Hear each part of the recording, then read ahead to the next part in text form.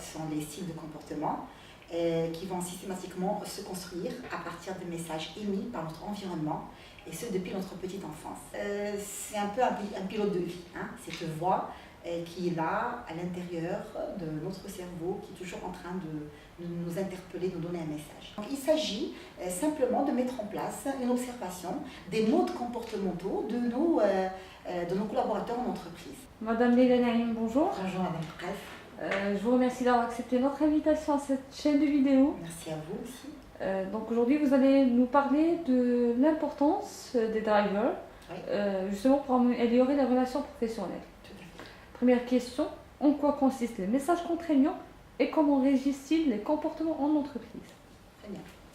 Alors donc déjà on va commencer par dire qu'est-ce que les drivers. Alors les drivers sont les styles de comportement qui vont systématiquement se construire à partir des messages émis par notre environnement, et ce depuis notre petite enfance. Donc c'est un peu des messages qui émanent de personnes référentes dans notre schéma social, et qui vont influencer notre façon de penser et notre façon bien évidemment de nous comporter. Alors ils vont s'insérer systématiquement dans nos croyances et devenir donc carrément une base du comportement, notre comportement quotidien. Alors donc c'est un peu un pilote de vie, hein, cette voix qui est là à l'intérieur de notre cerveau, qui est toujours en train de nous interpeller, de nous donner un message. Alors c'est bien en fait un enfant qui a toujours entendu tu aurais pu mieux faire, donc il a compris par ce message, sois parfait. Un enfant qui a entendu arrête de pleurer, donc il a développé le message sois fort. Un enfant qui a entendu tu n'es pas gentil, il a développé donc le message fais plaisir. Et donc un enfant qui a entendu tu n'as plus rien à faire, il a développé donc le message fais des efforts. Et puis un enfant qui a entendu tu n'as pas encore fini, donc il a développé le message dépêche-toi.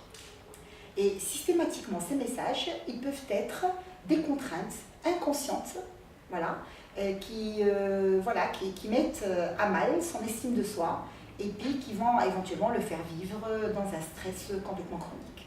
Et ces messages-là pourraient être complètement une entrave par rapport à son fonctionnement d'entreprise, voire même son évolution et aussi l'exercice quotidien de ses tâches. Comment reconnaître les drivers qui freinent la performance et le bien-être d'un collaborateur? Très bien, donc voilà, donc je suis manager, et puis comment je vais faire pour reconnaître les drivers qui un peu au fait bloquent mes collaborateurs? C'est tout simple, donc au fait un collaborateur qui se met la pression, un collaborateur au fait qui réclame tout le temps en fait la compréhension et l'attention, donc on aurait compris que c'est un collaborateur qui a développé bien sûr le driver soit parfait. Et donc, on va le voir un peu dans sa façon de travailler. Un collaborateur qui essaie de finir son travail très vite tout le temps, qui est tout le temps en fait, qui stresse à cause bien sûr des délais, des timings, etc., qui n'arrive pas à prendre son temps à travailler, donc on aurait compris qu'il a développé bien sûr le driver dépêche-toi. Donc il s'agit simplement de mettre en place une observation des modes comportementaux de nos collaborateurs en entreprise. Et donc, on va voir un comportement qui se répète tout le temps.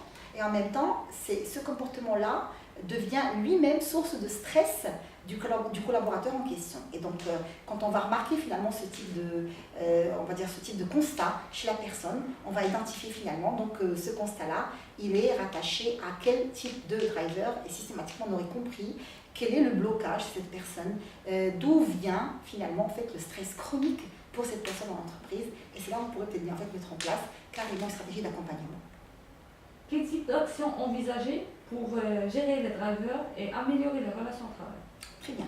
Alors l'action qu'il faut envisager, c'est systématiquement une action, en fait, une double action. Donc une action dans l'ensemble du travail, donc on va essayer d'organiser les tâches et le travail en entreprise en prenant en considération, peut-être bien en fait, ou dans les équipes surtout, en prenant en considération bien évidemment en fait ces messages contraignants de nos collaborateurs, et surtout, et ça c'est l'action la plus, on va dire, en fait celle que je conseille le plus, c'est bien sûr mettre en place une stratégie d'accompagnement. Donc pourquoi pas voir avec un coach entreprise qui pourrait bien sûr essayer d'aider les uns et les autres à identifier chacun finalement son message contraignant et pourquoi pas donc l'aider aussi à changer les perceptions et surtout à changer finalement sa façon de se comporter ou sa façon en fait de réagir donc c'est-à-dire dans l'action quotidienne. Par exemple, je prendrai le cas de quelqu'un qui a un message comme celui du soi parfait. Donc, je pourrais peut-être dire en fait, expliquer à un manager de prendre le temps de le rassurer. Il a besoin de reconnaissance, il a besoin aussi d'être compris et aussi surtout qu'on comprenne ce souci de perfection. De perfection qu'il a aujourd'hui. Et donc on pourrait le rassurer en lui expliquant que oui, justement, en fait, on a compris ce souci de compréhension, plutôt de perfection, et on peut l'aider. Par exemple, quelqu'un en fait qui a un message de soi fort, par exemple, on sait qu'il a besoin d'entendre comme quoi qu'on a compris, qu'il a qu'il a besoin en fait d'être fiable vis-à-vis des autres. Il a besoin finalement d'être fiable, il a du mal à recevoir l'amour inconditionnel et donc il a toujours besoin finalement de montrer qu'il est fort et qu'il est capable d'assumer. Alors quelqu'un qui par exemple qui est sur le message « fait des efforts en entreprise », donc on comprend qu'il est important pour lui finalement d'avoir foi en ses capacités personnelles, intellectuelles, cognitives, psycho-affectives, etc. Donc on va peut-être bien en fait le soutenir pour l'aider à finir ce qu'il a commencé. Mais également en fait être assez vigilant par rapport à toute la dévalorisation qu'il peut recevoir de son entourage et son environnement.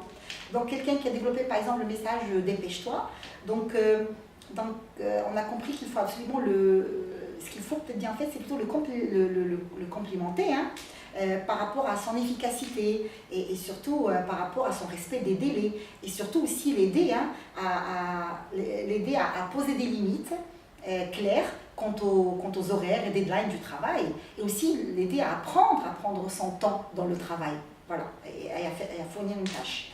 Et puis quelqu'un par exemple qui est sur le dernier driver, à savoir fait plaisir, donc on sait que cette personne-là elle a besoin d'être accompagnée pour apprendre à dire non tout simplement et puis à devenir beaucoup plus autonome dans ses propres sentiments vis-à-vis des autres en entreprise.